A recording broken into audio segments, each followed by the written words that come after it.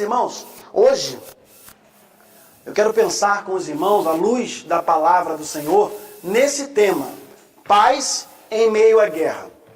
Será que é possível nós termos paz em uma situação de guerra?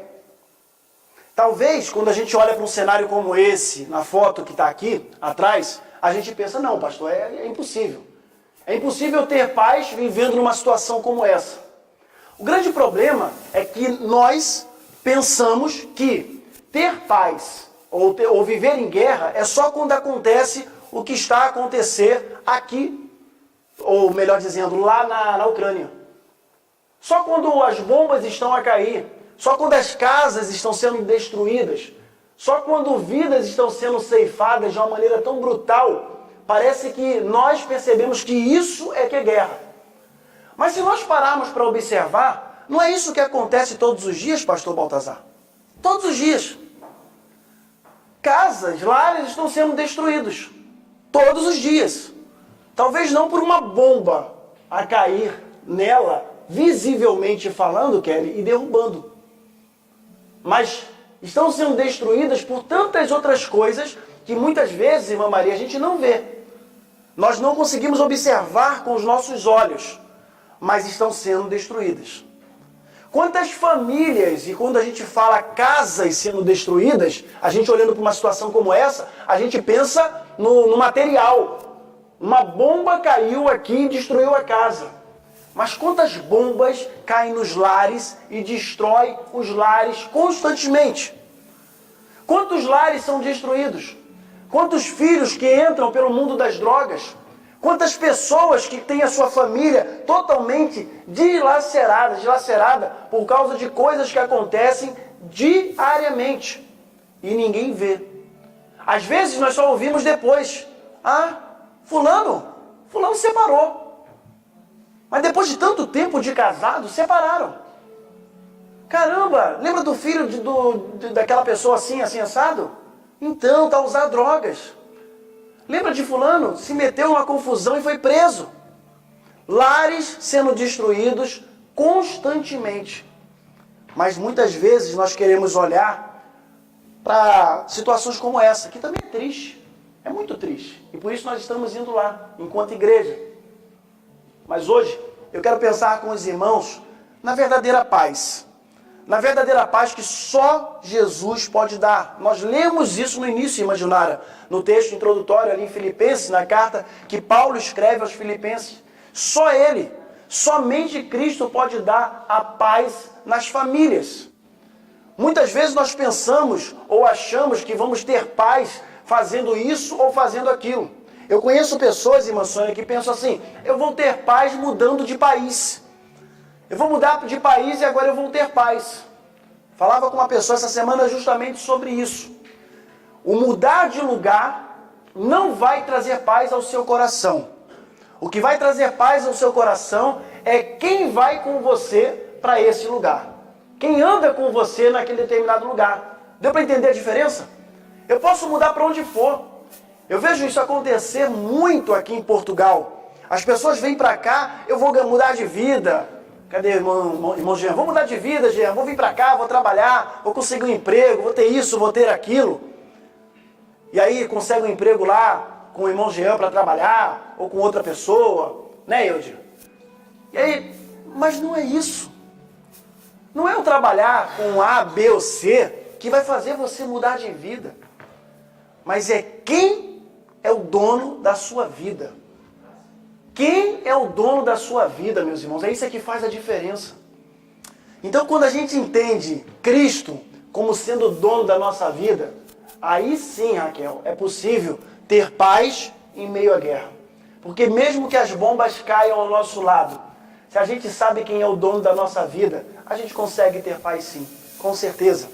Quero convidá-los a abrir as vossas Bíblias no Evangelho segundo escreveu João, capítulo de número 14, verso de número 27. Evangelho de João, verso de número 14, aliás, capítulo de número 14, desculpem, verso de número 27. Eu vou estar lendo e vocês estarão a acompanhar nesse momento.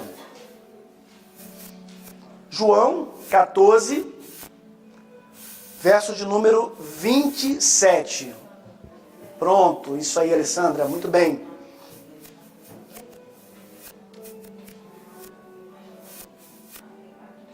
Não trouxe não, né? Vamos lá.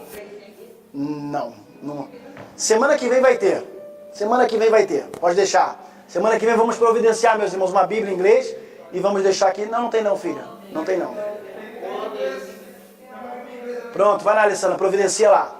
Mas enquanto isso eu vou lendo aqui para adiantarmos e depois a Bíblia vai chegar às suas mãos. Diz assim a palavra de Deus no verso 27. Jesus falando aos discípulos: deixo com vocês a paz. Eu vou repetir. Deixo com vocês a paz. Aí tem uma vírgula e ele diz assim: a minha paz eu lhes dou. Não lhes dou a paz como o mundo a dá. Que o coração de vocês não fique angustiado, nem com medo. Eu vou repetir o verso. Deixo com vocês a paz. A minha paz lhes dou. Não lhes dou a paz como o mundo a dá. Que o coração de vocês não fique angustiado, nem com medo. Senhor, nós lemos a Tua palavra. Eu peço, por favor, mais uma vez, que o Senhor fale aos nossos corações. Não permita que nada atrapalhe o agir do Teu Espírito nas nossas vidas. Senhor, fala aos corações daqueles que nos acompanham pela internet. Fala aos corações de nós que estamos aqui nessa manhã. Fala aos corações daqueles que ainda não tiveram um encontro com o Senhor. Eu oro em nome de Jesus. Amém. Meus queridos irmãos, só para contextualizar vocês, situar vocês um pouco, olha só, a nossa igreja é nota 10. Tem Bíblia em inglês, tem Bíblia em tudo quanto é língua, né? Agora vai ficar mais fácil. Agora sim, né, irmã Kelly? Agora fica mais fácil. Vamos lá. Jesus, ele estava conversando ali com os discípulos, já há algum tempo, né? Se você voltar a sua Bíblia, lá no capítulo número 13, e você vai ver tudo o que estava a acontecer. Jesus lava os pés dos discípulos. Aí tem aquele episódio que o traidor é indicado, né? Judas, né? Ele sai. E aí começa ali a partir do verso de número 31, Jesus falando sobre um novo mandamento. Ele começa ali no verso 31, Judas levanta, sai. E aí ele começa a falar sobre essa questão do novo mandamento. E ele diz o seguinte no verso número 34. Kelly, capítulo número 13, verso 34. Diz assim, ó: eu lhes dou um novo mandamento, que vocês amem uns aos outros. Que vocês amem uns aos outros, assim como eu os amei. Que também vocês amem uns aos outros. É interessante observar esse verso, que às vezes a gente lê direto e não percebe a pontuação. Ele começa dizendo assim, ó: eu lhes dou um novo mandamento. Aí tem 2 pontos. E ele vai dizer o mandamento: que vocês amem uns aos outros. Aí tem um ponto. Ou seja, qual é o mandamento? Amem uns aos outros. Só que depois do ponto, ele reafirma de novo. Assim, dizendo o seguinte: gente, o amor que eu quero que vocês tenham uns pelos outros... Espera um pouco, Thiago, por favor, filho. O amor que eu quero que vocês tenham uns com os outros, ou pelos outros, é esse mesmo que eu tenho com vocês. Porque ele diz o seguinte: assim como eu os amei, que vocês também amem uns aos outros. Ele deixa um novo mandamento. E ele continua o verso 35 dizendo o seguinte: nisto, ou seja, se vocês fizerem isso que eu acabei de dizer, se vocês amarem, Alexandre, uns aos outros, amar as pessoas, todos conhecerão que vocês são meus discípulos, se tiveres amor uns para com os outros. Irmãos, às vezes a gente quer que as pessoas passem ali na porta e entrem aqui na igreja. É bom, né, pastor Baltazar, ver a igreja cheia, muitas pessoas. Isso é muito bom. Louvado seja Deus por isso. É bom ver as pessoas aqui cultuando a Deus. É bom ver uma programação, irmã Junara, tão maravilhosa como foi a de ontem. É lindo demais. É bom ver as pessoas cultuando ao Senhor. Mas o que Jesus está a dizer para cada um de nós é que as pessoas vão perceber Ele em nós se nós amarmos uns aos outros. É a nossa atitude de amor que vai fazer com que as pessoas vejam Cristo em nós. Não é o ato de ir à igreja. Eu sempre que digo isso, Kelly, como eu disse lá na sua casa aquele dia, não estou a dizer que não é para ir à igreja. Não. Eu estou, pelo contrário, eu estou dizendo o seguinte, que é lá fora que nós precisamos ser igreja. São as nossas atitudes que elas vão fazer com que as pessoas vejam Cristo em nós. As pessoas vão olhar para o Marcos e vão dizer assim, Marcos, olha, você é discípulo de Cristo. Talvez não digam para ele, mas pensam por causa da atitude dele. Mesmo que às vezes, irmão Marcos, dê vontade de apertar o pescoço de alguém. Mesmo que às vezes isso aconteça, mas é o momento de contar até 10 e pensar assim, aquele que habita em mim é mais forte do que isso. Aquele que habita dentro de mim é muito mais, irmã Maria, não vale a pena. É aquele momento de contar até 10. É aquele momento de olhar para uma situação como essa e ver pessoas fazendo maldades. Ver pessoas tirando a vida de outras pessoas, pessoas inocentes a morrer. E a gente pensa, eu preciso orar por essas pessoas. Jesus falou assim, orem pelos seus inimigos. Eu vejo muitas pessoas nesse tempo orar pela Ucrânia, orar pelo que eles estão a passar. Mas, meus irmãos, não se escandalizem com o que eu vou dizer aqui agora, não. Nós precisamos orar pelas pessoas mais também nessa história. Porque a palavra de Deus diz isso. Não sou eu que estou a dizer, não. A Bíblia diz que nós temos que orar, sim, pelo Putin. A Bíblia diz que nós devemos que orar pelas pessoas ruins, sim. Queira você aceitar isso ou não. Concorde você ou não, eu prefiro fazer porque Deus falou que é para fazer. E eu prefiro ficar com aquilo que Deus mandou eu fazer. Precisamos orar. Pelos ucranianos, claro. Mas por aqueles que estão lá no meio da guerra. Por aqueles que estão tirando a vida das pessoas, sim. Porque só o Espírito Santo no meio deles, na vida deles, é que vai mudar essa situação, meus irmãos. Irmãos, o mundo está do jeito que está. Não me entendam mal. Mas é porque nós, enquanto igreja, estamos dentro das quatro paredes. Quanto mais nós sermos igreja, quanto mais nós andarmos como igreja, quanto mais essa atitude, por exemplo, de sair daqui e ir para outro lugar levar alimentos, como eu disse na sexta-feira, alguns disseram, não aqui, graças a Deus, mas alguns disseram, pastor, só manda o recurso e pronto. Não, irmãos, não é o alimento em si, não é isso. Mas é a presença de Deus, é a palavra de Deus. Irmãos, quem habita dentro de mim é o Espírito Santo. Quem habita dentro de cada um de vocês é o Espírito Santo. Se é o Espírito Santo, quando eu estou no meio da confusão, o Espírito Santo vai estar ali, Deus vai estar ali no meio daquelas pessoas.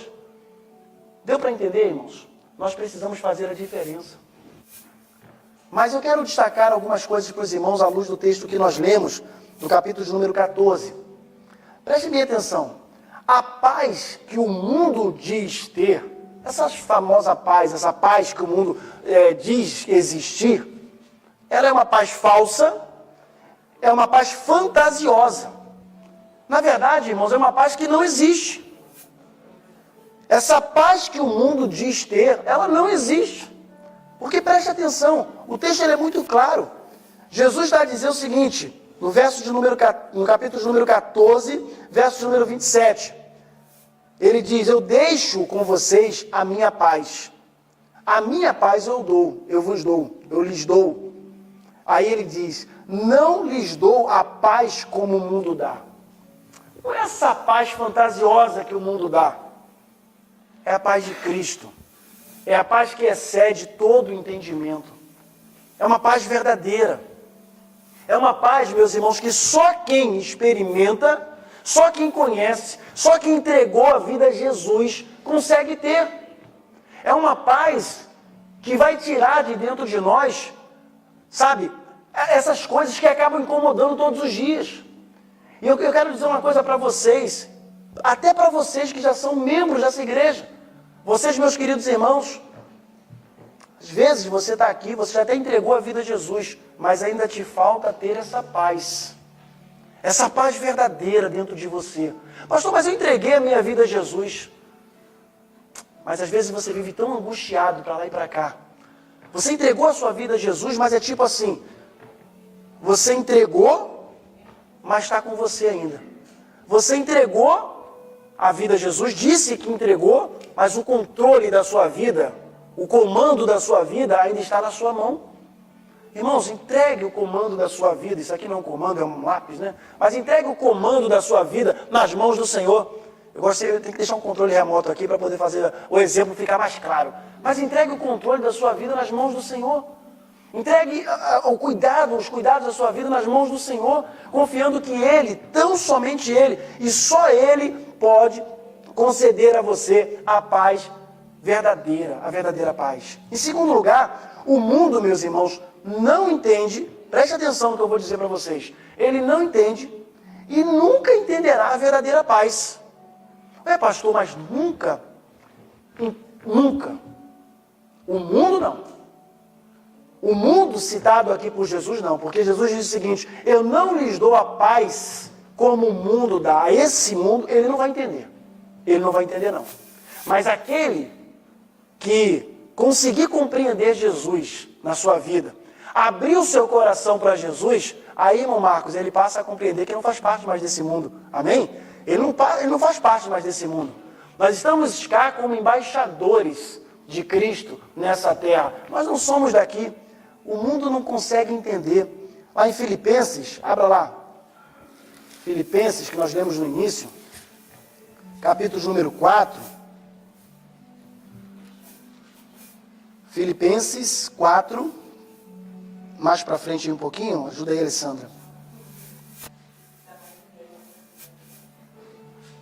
Verso de número 7. 6 e 7, que foi o que nós lemos no início. Vou esperar um pouquinho para a Alessandra achar ali para a Kelly. Filipenses 4. Pode achar, pode passar. Ótimo. Assim, ok, vão sentar aqui, bota essas bolsas no chão. Isso, ótimo. Tem problema não, ao vivo é assim mesmo. A gente espera. Não há problema. Filipenses capítulo número 4, versos número 6 e 7, diz assim: não fiquem preocupados com coisa alguma, como nós lemos. Filipenses 4, versos 6 e 7. Não fiquem preocupados com coisa alguma, mas em tudo sejam conhecidos diante de Deus os pedidos de vocês. Por quê? Pela oração e pela súplica. E o verso 7 diz assim: e a paz de Deus, que excede todo entendimento, guardará o coração e a mente de vocês em quem? Em Cristo Jesus. Então o mundo não tem como entender. O mundo não tem como entender. O mundo que não serve a Jesus não tem como entender a verdadeira paz. Só a possibilidade, de entender a verdadeira paz quando nós abrimos o nosso coração para Jesus. Quando nós permitimos que as vendas dos nossos olhos caiam. Quando a venda é tirada, quando as escamas caem dos nossos olhos, aí sim nós conseguimos entender a verdadeira paz. A paz que excede todo entendimento. E o final do verso é fantástico, que diz que, olha, Ele guardará o coração e a mente de vocês. Irmãos, isso é fantástico. Hoje, Ana, uma das coisas que mais aprisiona o ser humano é justamente não permitir que Deus cuide da nossa mente e do nosso coração. Porque a palavra de Deus diz que o nosso coração é o quê? Enganoso. O nosso coração vai fazer com que a gente olhe para uma situação, tome uma atitude, porque nós queremos tomar achando que ali está correto. O nosso coração vai fazer com que, muitas vezes, nós contribuamos, ou possamos contribuir, para que o nosso lar seja destruído. O nosso coração, acredite. Sabe por que ele faz isso? Porque ele é enganoso. Ele é enganoso. Quantas vezes, quantos e quantos casos de pessoas, de famílias que são destruídas. Irmãos, deixa eu dizer uma coisa para você aqui. Por mais que seu casamento, e eu vou falando para você que é crente em Cristo Jesus, você que está aqui, que já tem sua vida organizada, preste atenção numa coisa. Por mais que você esteja passando ou atravessando uma dificuldade no seu casamento, por mais que você esteja enfrentando uma luta, a solução nunca vai ser, preste atenção, nunca vai ser você dá cabo daquilo ali. Não tem isso. Ah, porque não aconteceu isso, não sei, mas o cara pega, ou a mulher pega e começa a ir para um outro caminho, e daqui a pouquinho o casamento está totalmente destruído por causa disso, daquilo e daquilo outro. Você, filho, você adolescente que está aqui, preste atenção numa coisa. Cuidado com o seu coração. Cuidado, Samuel. Cuidado, Vitória. Cuidado com o coração de vocês. Cuidado. Cuidado com o coraçãozinho de vocês. Vocês estão passando por uma idade que eu já passei, e a grande maioria que já atravessou, que é muito difícil na imaginária. Como é difícil? Como é difícil? Às vezes um namoro aqui, aquela paixão ali, aquela coisinha que acontece aqui e ali, sabe? Que a gente olha para a pessoa, o coração vem na garganta, já viu? Quem já sentiu isso? O coração bate tão forte que ele vem na garganta, né? Aí a gente fala assim, estou apaixonado. Não é o coração só. Se você der uma corridinha um pouquinho mais, o coração também vem na garganta. Não é verdade? Tem outras maneiras do coração vir na garganta. Aí vem aqui, ó. Eu fui para um campo de futebol aqui, uma quadra, dei uma corrida ali um pouquinho com o Emanuel, meu coração estava aqui, ó. Estava quase que pulando para fora. Não estava aguentando. Eu deitei no chão e falei, não dá não. Parei. Então cuidado, muito cuidado. Coloque diante de Deus a vida de vocês. Coloque diante de Deus os relacionamentos.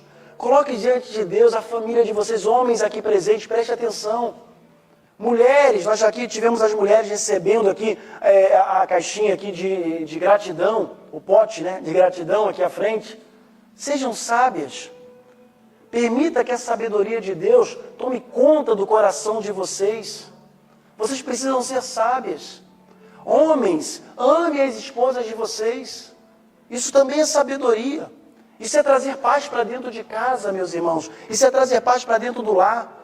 Mas o mundo não vai conseguir entender isso. E por último, meus irmãos, eu caminho para o final. A verdadeira paz, e isso é uma notícia muito boa, preste atenção.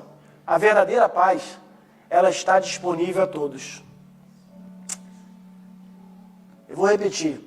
A verdadeira paz está disponível a todos. Todos.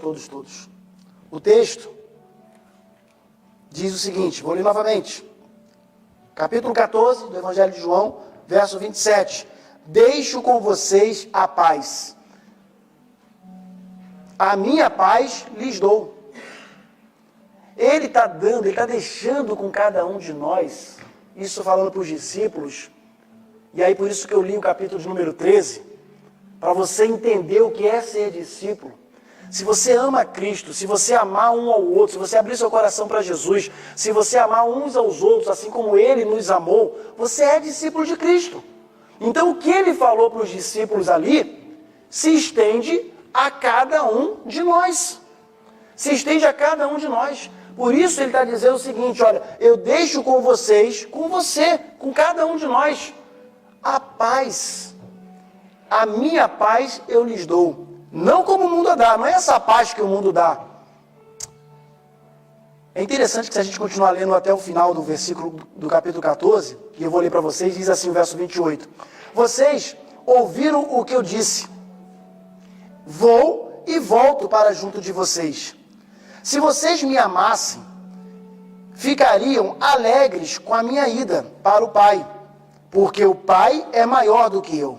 E o verso 29 diz, isso eu falei agora, antes que aconteça, para que, quando acontecer, vocês possam crer. Ele estava falando com os discípulos, já alertando tudo aquilo que ia acontecer. É interessante que lá no caminho de Emaús, né, a gente ainda vê aquela confusão toda, né? Mas ele não falou. Mas só depois, né, lá no partir do pão, será que o nosso coração ardia quando ele falava com a gente? Quando ele partia o pão? Aí que veio vindo a lembrança. Mas sabe por quê? Nós somos seres humanos. Nós somos falhos. Por isso é que a gente não pode andar sozinho, Jô. Nós não podemos andar sozinho. Porque se a gente andar sozinho, a gente vai errar. Se nós não andarmos juntos uns com os outros, nós vamos cair. Cada pessoa precisa de alguém para caminhar lado a lado. Jesus ensinou isso quando esteve com os discípulos. Quando Jesus foi embora, eles já começaram. Um já voltou para a pescaria, não lá, vamos embora. Tipo assim, esqueceram. Parece que esqueceram tudo que Cristo tinha ensinado. Mas daqui a pouquinho nós vamos ter um momento aqui do partir do pão. Mas foi no partir do pão que aquilo voltou a acender o coração deles. E é por isso que a gente celebra a ceia do Senhor em memória do que Ele fez por nós, do sacrifício que Ele fez por nós. O verso 30 diz assim: já não falarei muito do mesmo que eu estou lendo, 14. Não, filha. João 14, do texto base. Isso.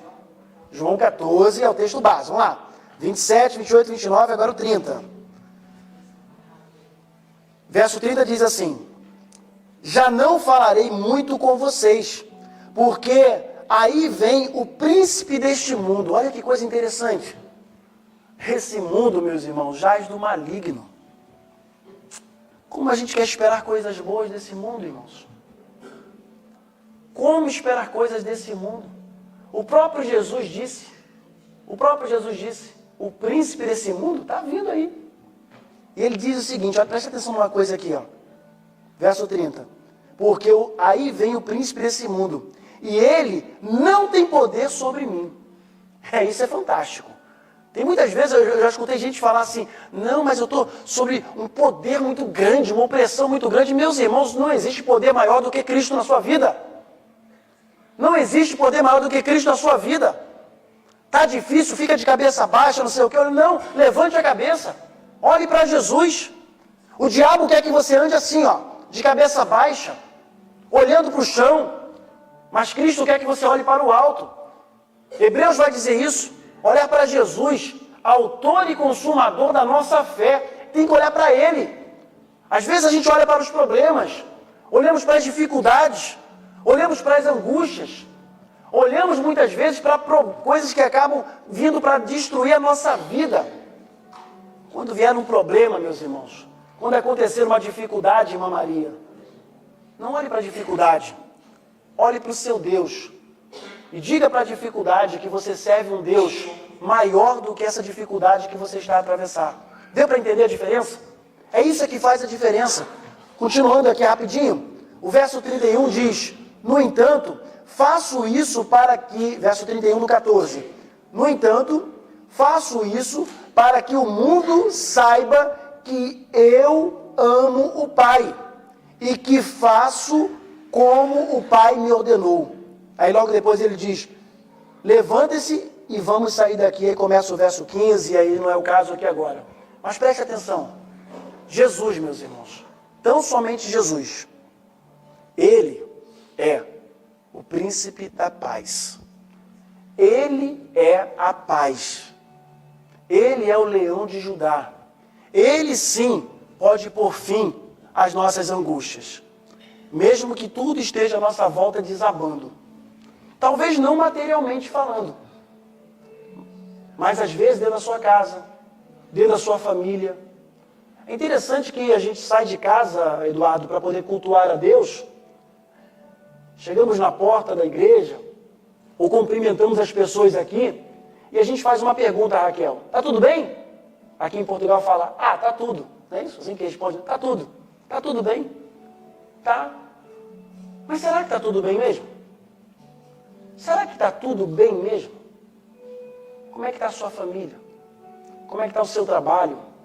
Como é que está o dia a dia lá no seu colégio? Como é que está o dia a dia aí na sociedade? Como é que está a guerra à sua volta? Ou talvez você esteja vivendo uma grande guerra no seu trabalho, na sua casa, na sua família. É o momento de nós consertarmos a nossa vida com Deus. É o momento de nós acertarmos a nossa vida com o Senhor.